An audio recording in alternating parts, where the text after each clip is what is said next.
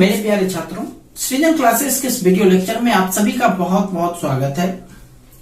आज हम लोग त्रिविमीय ज्यामिति के अंतर्गत मुख्य रूप से समतल या फिर तल के बारे में पढ़ेंगे।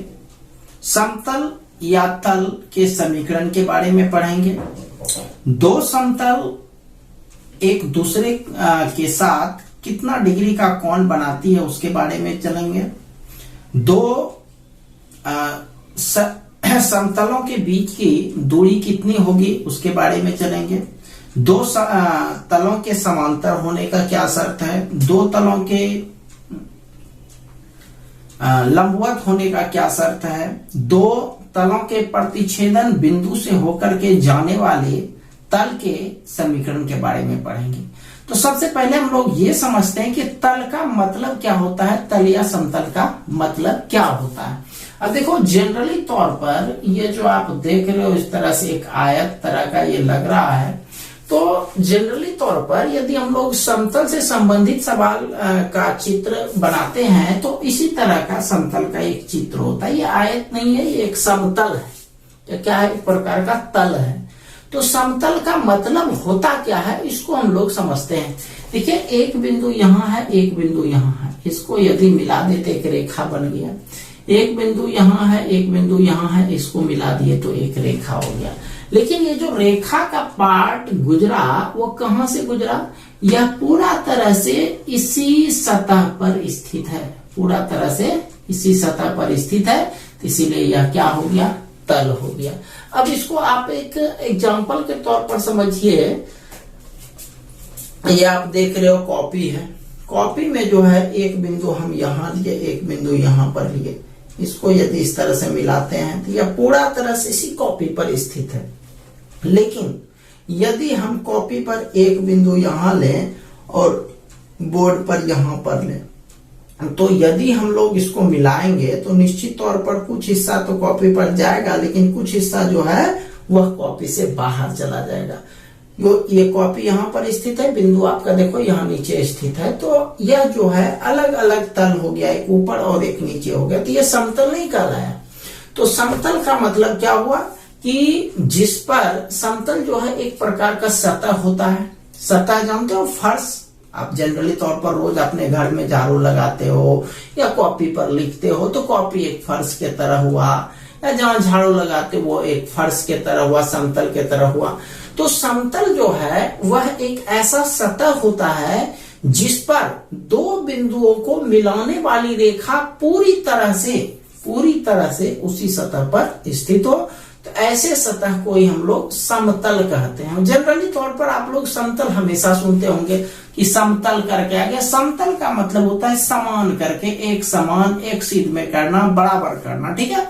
तो समतल का डेफिनेशन ये है कि समतल या तल वह सतह है जिसमें किन्हीं दो बिंदुओं को मिलाने वाले रेखाखंड पूरी तरह से इसी सतह में स्थित होते हैं। ठीक है। तो अब देखो, इसमें कौन कौन से कंडीशंस बन सकते हैं, जरा सा उस पर डिस्कस कर लें कि कौन कौन से कंडीशन में हम लोग समतल के समीकरण ज्ञात करेंगे। जैसे देखो, ये आपका एक समतल हो गया, यह हो गया अक्ष, एक्स अक्ष, वाई अक्ष, जेड अक्ष। अब ये हो गया आपका मूल बिंदु। तो अब ऐसा होता है कि जो समतल आप देख रहे हो, इससे हम लोग इस पर लंब डाले। क्या किए, लंब डाले उस तल पर। तो लंब डाले, तो लंब डालने से यह जो बिंदु हुआ इसको हम लोग बोलते हैं लंब पाद, क्योंकि लंब और पाद मतलब जिस पर डाला गया, तो यह लंब पाद हो गया। यहां से यहां तक का जो दूरी हुआ, ये हुआ मूल बिंदु से समतल के बीच की लंबवत दूरी।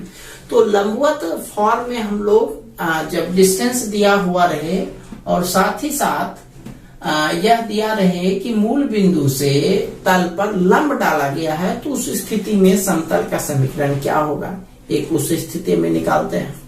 एक होता है कि समतल आपको दिया हुआ है, समतल आपको दिया गया है, एक बिंदु से जो है कोई रेखा गुजरता है, इससे होकर के पास करता है और इस पर लंब हो, तो पास होता है और मान लिया जाए वेक्टर ए से जो है यह पास हो रहा है और इस पर लंब दिया गया है, लंब का भी सदिश दिया गया है, तो उस स्थिति में सदिश का क्या समीकरण, उस स्थिति में तल का क्या समीकरण होगा।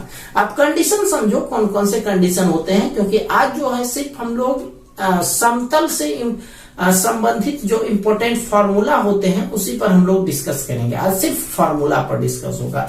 ये मैं आपको पहले इसलिए बता रहा हूं ताकि आप लोगों को अलग अलग कंडीशन समझ में आए। अब देखो एक तल आपका यहाँ पर स्थित है, ये एक तल हो, और एक तल यहाँ पर स्थित है। अब देखो यदि हम इसको आगे बढ़ाते हैं तो यह कहीं न कहीं इसको काट रहा है, तो इस दोनों के बीच जो झुकाव उत्पन्न हुआ वो कितना डिग्री का कोण बना, तो इसके बारे में भी हम लोग पढ़ेंगे। कोई समतल दिया गया है इस तरह से, अब कोई रेखा इसको काट रहा है तो यहाँ पर कितना कोण बना, तो उसके बारे में भी पढ़ेंगे। यानी एक रेखा और समतल के बीच का कोण, और ये था दो समतल के बीच का कोण। कभी कभी ऐसा भी होता है कि दो समतल जो है एक दूसरे को प्रतिच्छेद करती है। ये देखो प्रतिच्छेद किया, तो इस बिंदु पर प्रतिच्छेद किया। अब जो प्रतिच्छेदन बिंदु है उससे होकर के जो तल निकलता है, दो समतल के प्रतिच्छेदन बिंदु से होकर जाने वाले तल का समीकरण ये हो गया, प्रतिच्छेदन बिंदु के तल से होकर के जाने वाला समीकरण। ठीक है, तो इन सारे कंडीशंस पर हम लोग डिस्कस करेंगे। साथ ही साथ ऐसा भी होता है कि ये जैसे देखो एक तल यहाँ है, एक तल यहाँ है, तो इस दोनों तल के बीच की दूरी कितनी है। या ऐसा होता है कि एक तल ये आपको दिया गया है, एक तल दिया गया है और एक बिंदु से जो है इस पर लंब डाला गया है, या फिर एक बिंदु दिया और ये तल दिया गया। आपको ये पूछेगा इस बिंदु और तल के बीच की दूरी कितनी है, यदि तल से इस बिंदु पर इस बिंदु से इस तल पर लंब डाला जाए, लंबवत दूरी के निकालने के लिए। तो इन सब चीजों के बारे में हम लोग आज इंपॉर्टेंट फॉर्मूला पर डिस्कस करेंगे। ठीक है, चलिए इसको अब मिटाते हैं।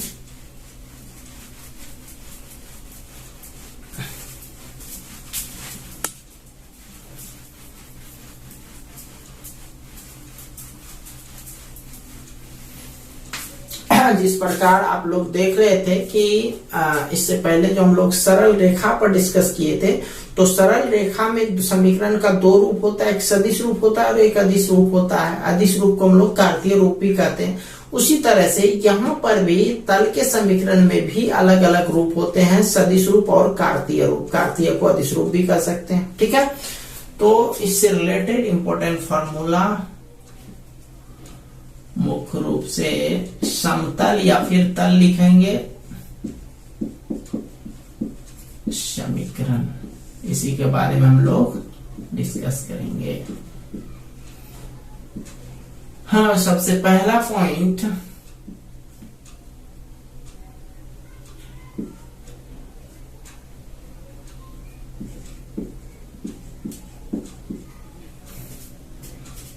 मूल बिंदु से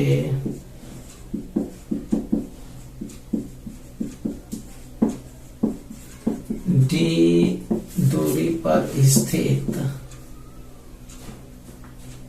तथा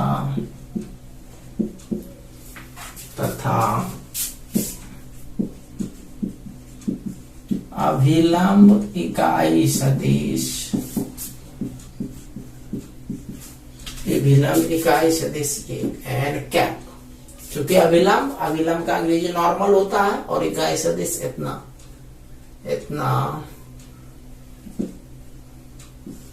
वाले समतल का समीकरण वेक्टर r डॉट n बराबर डी। ये देखिए, इसको थोड़ा सा चित्र से समझा दें। ये हो गया हमारा x y z अक्ष, ये हो गया मूल बिंदु। यह एक तल दिया गया है, क्या दिया है, तल दिया है। यहां से मूल बिंदु से उस पर तल पर लंब डाला गया। क्या डाला गया, लंब डाला गया, जिसका दूरी जो है d दिया गया है, और एक अभिलंब से इकाई सदिश n दिया गया है, ये मान लेते हैं अभिलंब इकाई सदिश n दिया गया है, ये n। और इस स्थिति में जो है इस तल का समीकरण पूछा जाए तो क्या लिखेंगे। देखिए आपको एक चीज ध्यान में होगा, हम पहले भी इस चीज को बता चुके हैं कि जिस प्रकार से जिस प्रकार से हम लोग समीकरण निकालते हैं तो उसमें वेरिएबल का होना जरूरी है। तो वेरिएबल के रूप में जनरल बीजगणितीय समीकरण में वेरिएबल x y z का प्रयोग करते हैं। वैसे ही वेक्टर टर्म में जो सदिश होता है, वेक्टर टर्म में जो वेरिएबल होता है उसके रूप में हम लोग r का प्रयोग करते हैं। तो r डॉट n बराबर d। तो r कौन हुआ, यहां से इसको ये मिला देते हैं, ये वाला पार्ट r कहलाता है, यानी r जो है इसके लिए वेरिएबल हो गया। और यह जो जिस ये आप देख रहे हो इसको मिलाए तो यह लंब है, लंब जब है तो एक रेखा भी यहां से होकर के जाएगा, जिस रेखा को ऐसे मिला दिए, ये वाला डिस्टेंस r का लाया और इसी का नाम हो गया नॉर्मल वेक्टर। तो यह हो गया n dot r dot n बराबर d।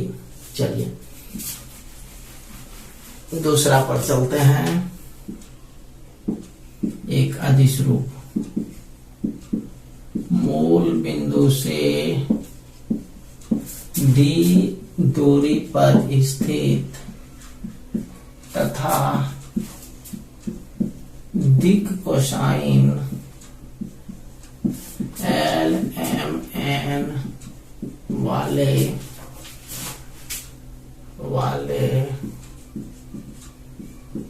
समतल का समीकरण LX plus MY plus NZ बराबर D। ठीक है, तो ये D जो है यहाँ पर मूल बिंदु से दूरी को दर्शाता है। नेक्स्ट पॉइंट,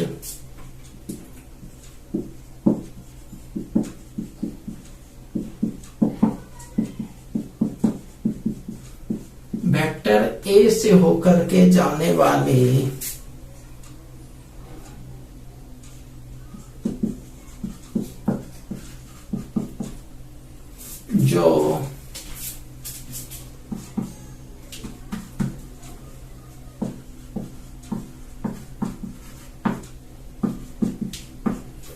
जो किसी तल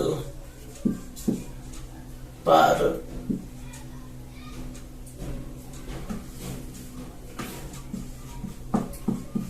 तथा वेक्टर M अभिलंब सदिश वाले समतल का समीकरण r minus a dot vector n बराबर 0। देखिए ऊपर वाला में और इसमें फर्क क्या है भाई, जरा से इसको भी समझ लेते हैं। ऊपर वाला सूत्र और नीचे वाला सूत्र में फर्क क्या है। ऊपर वाला में मूल बिंदु से होकर जाने वाला बात था, लेकिन इसमें कहां से, वेक्टर ए से होकर के जाएगा। ऊपर वाला में अभिलंब इकाई सदिश था, लेकिन यहाँ अभिलंब इकाई सदिश नहीं है, यहाँ पर सिर्फ अभिलंब सदिश है। इसीलिए अभिलंब सदिश को हम लोग ये लिखे वेक्टर एम लिखे, कैपिटल एन लिख दिए और वहां पर इकाई सदिश के लिए एन कैप लिखे। ठीक है, उससे कोई प्रॉब्लम नहीं होना चाहिए। चलिए नेक्स्ट है बिंदु x1 y1 z1 से होकर जाने आने वाले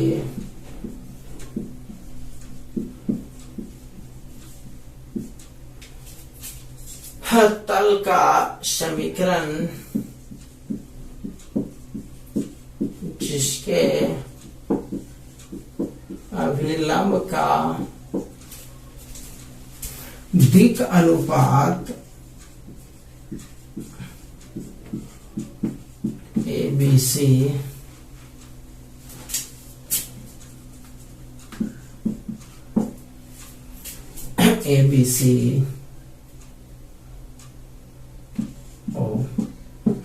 मतलब जिस बिंदु से होकर के जाएगा और जिसका अभिलंब का दिक् अनुपात दिया हुआ रहे तो उस स्थिति में यूज होता है सूत्र x माइनस x1 इंटू दिक् अनुपात यानी a, बीच वाला दिक् अनुपात b है तो b into y minus y1 plus c into z minus z1 बराबर 0।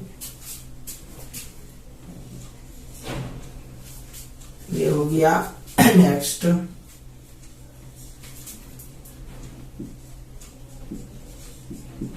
मूल बिंदु से तल पर डाले गए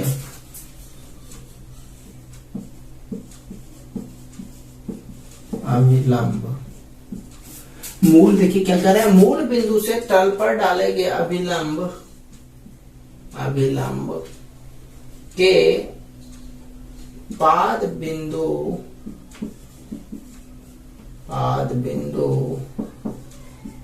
का नियामक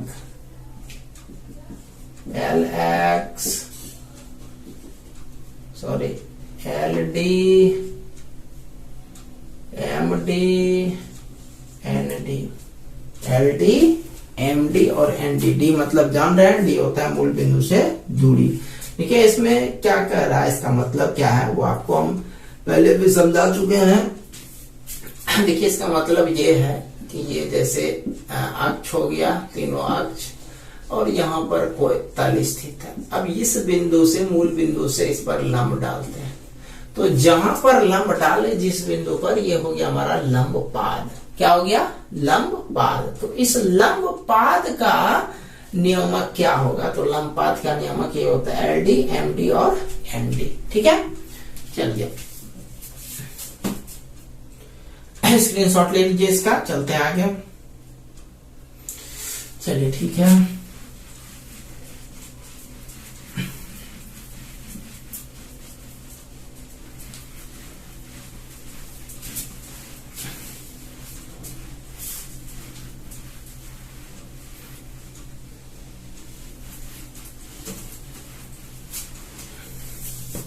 चलिए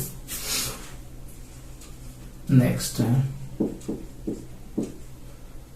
दो तलों R dot N1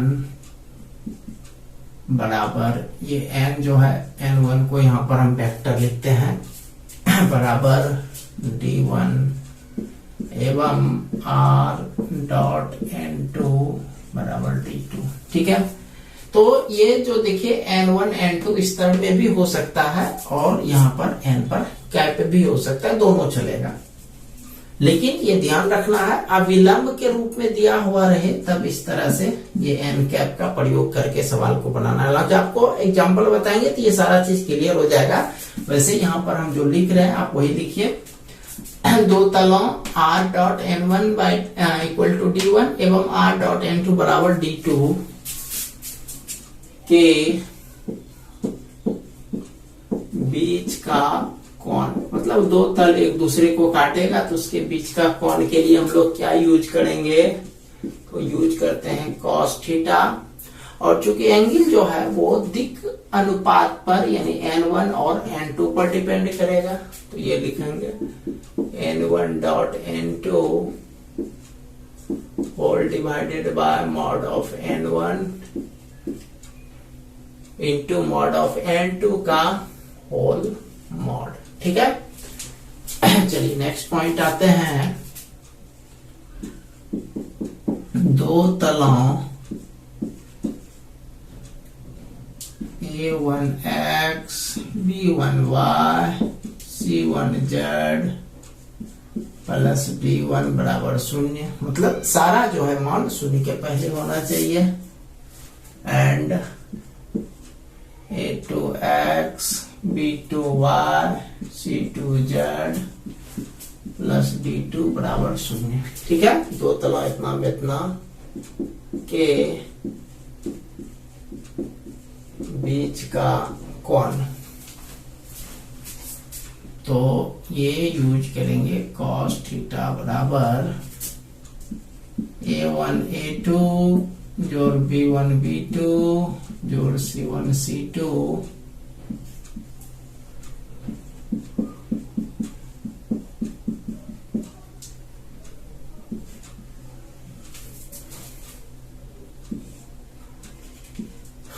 A2 B2 C2 square. ठीक है, या जो है आपको ध्यान में होगा जिस तरह से हम लोग सरल रेखा वाला निकालते थे एंगल, उसी तरह से ये तल वाला भी निकालेंगे। चलिए, ये हो गया दो तलों R.N1 बराबर D1 एवं देखिए D1 D2 डिस्टेंस है, इसमें वेक्टर नहीं दिया गया, ध्यान रखिएगा। D1 D2 में डिस्टेंस है, मतलब D1 D2 का मतलब डिस्टेंस, उस पर वेक्टर नहीं देना है, बाकी वेक्टर दिए हैं। एवं R.N2 बराबर D2 ना एवं इतना के प्रतिच्छेदन से होकर जाने वाले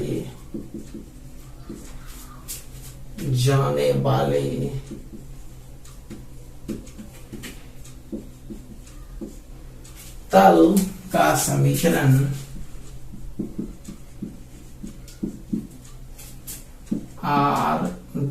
R.N1 प्लस लैम्डा N2 बराबर D1 प्लस लैम्डा D2। ठीक है, जो यहां दिया लैम्डा वही लैम्डा यहां दिया।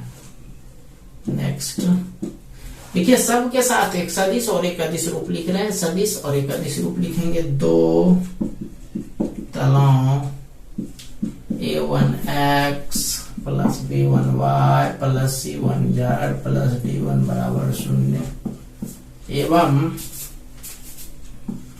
A2x B2y C2z plus D2 बराबर 0।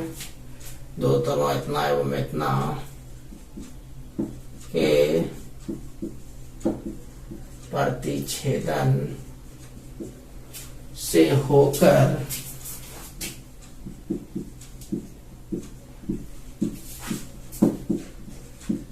जाने वाली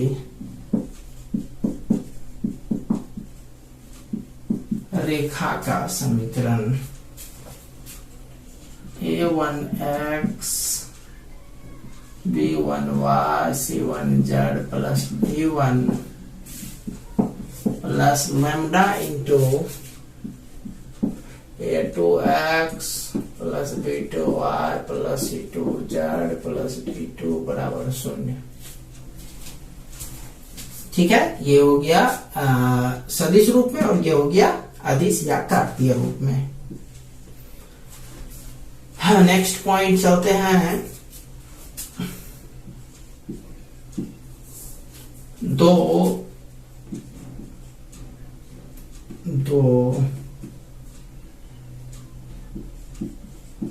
तलों के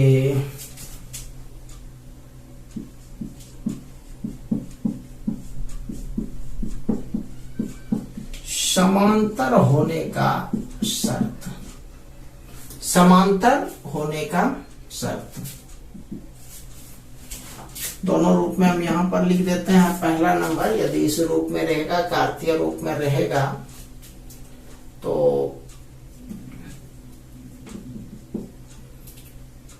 N1 बराबर लैम्डा N2,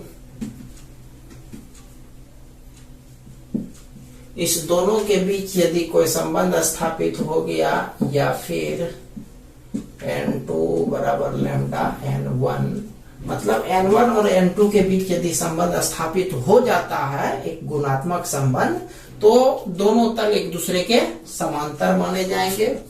ये हो गया सदिश रूप में, ब्रैकेट में यहां लिख देते हैं सदिश रूप। और यदि दूसरे में कार्तीय रूप में A1 B1 C1, इसको इस तरह से लिखते हैं A1 बटे A2 बराबर B1 बटे B2 C1 बटे C2। ये हो जाए तो ये हो गया कार्तीय रूप। ठीक है, ये हो गया दो तल के समांतर होने का शर्त।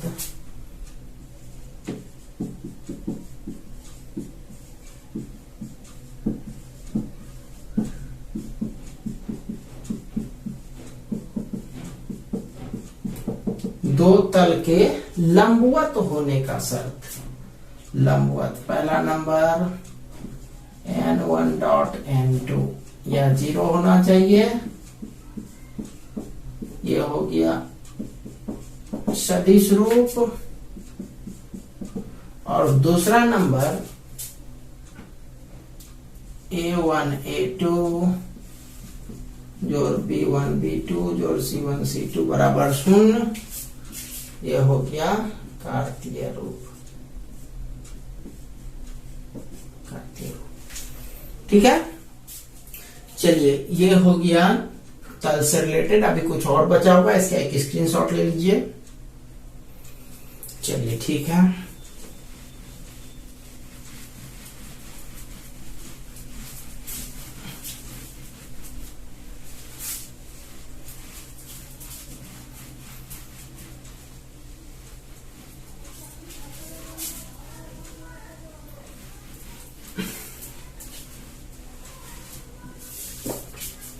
चलिए नेक्स्ट पॉइंट पर आते हैं।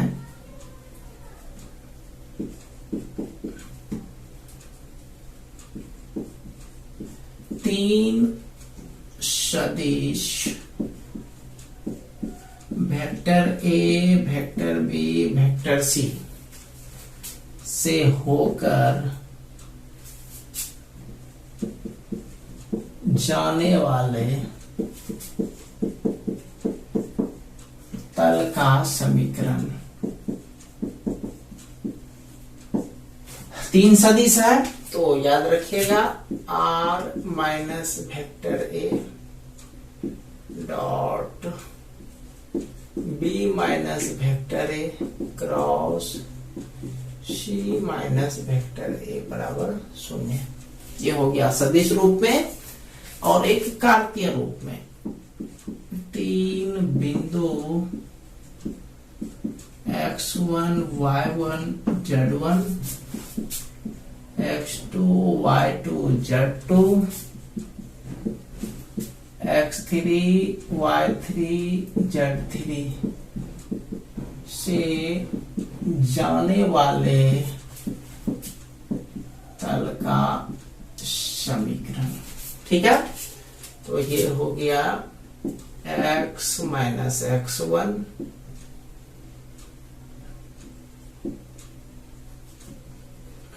y minus y1 z minus z1 बराबर 0। ये डिटर्मिनेंट टर्म में है। अभी और भी लिखेंगे इसमें।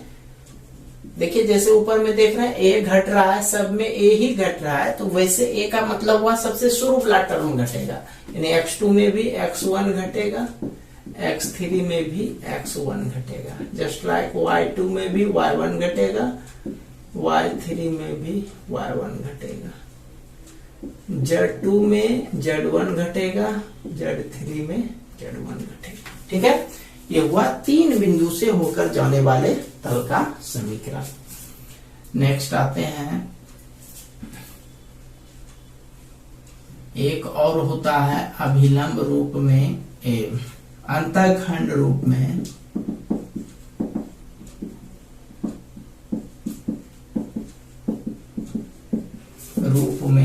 तल का समीकरण। आपको याद होगा सरल रेखा जो 11th में पढ़े हैं, x बटे ए जोड़ y बटे b बराबर 1। ये सरल रेखा का समीकरण होता है अंतःखंड रूप में। और चूंकि तल में जो है वो 3 गो अक्ष हो जाता है, ये होता है x बटे ए जोड़ y बटे b जोड़ z बटे c बराबर 1।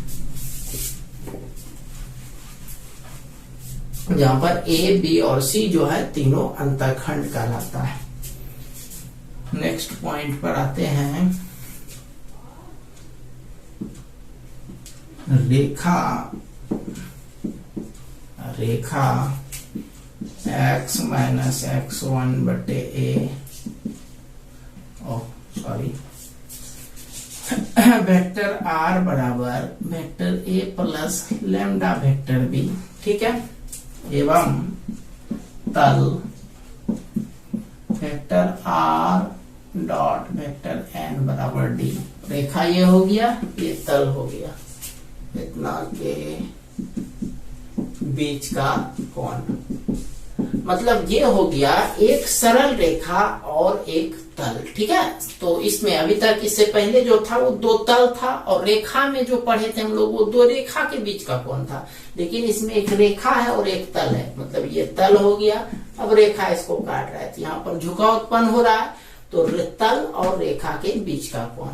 तो खैर, तो ये होता है तल और रेखा के बीच का कोण। इसके लिए हम लोग साइन यूज करते हैं, साइन फाई बराबर, देखिए एंगल डिपेंड करता है दिक् अनुपात, तो सरल रेखा के लिए दिक् अनुपात b हो गया और तल के लिए दिक् अनुपात n हो गया। तो इसके लिए यूज करेंगे vector b dot vector n बटे मॉड b मॉड n पर ओवर मॉड। ये हो गया कार्तीय रूप में। और अब हम लोग चलते हैं, सॉरी, ये हो गया सदिश रूप में। अब कार्तीय रूप में चलते हैं। रेखा x माइनस x1 बटे a, y माइनस y1 बटे b, z माइनस z1 बटे c, एवं तल के ABC नाम दिए हैं, तो तल का नाम दे देते हैं a1x b1y c1z plus d1 बराबर 0 के बीच का कोण। इसमें भी साइन फाई, चूंकि यह डिपेंड करता है रेखा और तल के बीच का कोण निकालना है, तो कोण डिपेंड करता है दिक् अनुपात पर। दिक् अनुपात रेखा के लिए बटे वाला होता है और तल के लिए x y z का गुणांक होता है। a1 के साथ b1 c1, a1 b1 c1 whole divided by a square जोड़ b स्क्वायर जोड़ c square, a1 square plus b1 square plus c1 square पर ओवर मॉड। ये हो गया रेखा और तल के बीच का कोण, ठीक है। चलते हैं नेक्स्ट पॉइंट पर। इसमें भी जैसे आपको बताए थे कि सरल रेखा में कार्तीय समीकरण को सदिश में बदल सकते थे और सदिश को कार्तीय में बदल सकते थे, तल में भी हम लोग ऐसा कर सकते हैं। तो इसके लिए बहुत आसान है,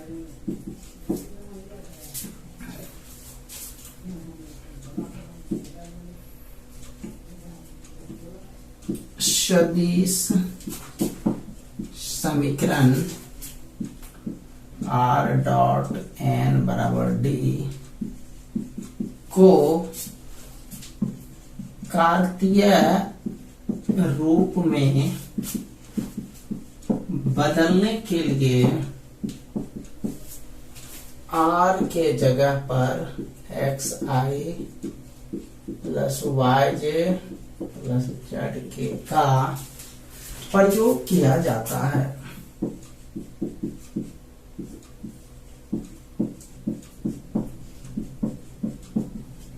का प्रयोग किया जाता है, ठीक है, इसको याद रखिएगा। चलिए इसका भी एक स्क्रीनशॉट ले लीजिए। तो आज के लिए इतना ही रहने देते हैं। तो आप लोगों को जो भी तल से संबंधित आज फॉर्मूला लिखाया गया है उसको आप लोग एक अच्छे से नोट्स बना लीजिएगा और साथ ही साथ पिछला चैप्टर का यानी सरल रेखा से रिलेटेड एक आध क्वेश्चन छूट गया है, उसको हम लोग अगले वीडियो लेक्चर में डाउट क्लास में क्लियर करेंगे। ठीक है, वैसे कल का क्लास, नेक्स्ट क्लास जो रहेगा वो तल पर आधारित रहेगा, जो आज सूत्र लिखा है, मतलब जो सवाल छूट गया है डाउट क्लास, जब पूरा तल खत्म हो जाएगा तो उसके बाद डाउट क्लास में जो बचा हुआ पार्ट है उसको क्लियर करेंगे। ठीक है, तो मिलते हैं हम लोग नेक्स्ट वीडियो लेक्चर के साथ कल। तब तक के लिए आप सभी का बहुत बहुत धन्यवाद।